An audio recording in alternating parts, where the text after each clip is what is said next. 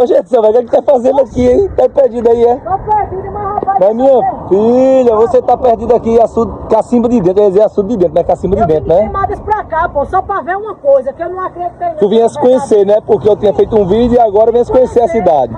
Aí também, pessoal, uma cidade maravilhosa dessa, ó. Conhecer isso aqui, ó. Viesse conhecer o quê, hein?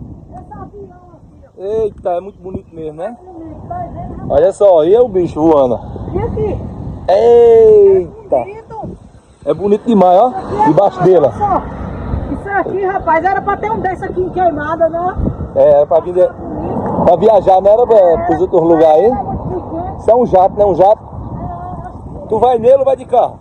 Não, se pudesse nele, eu ia nele, porque eu não era besta, né? Vai-te embora, vai-te embora. Eu vou no meu carro. Não, não tem como eu ir nele não, rapaz. Tá até amarrado.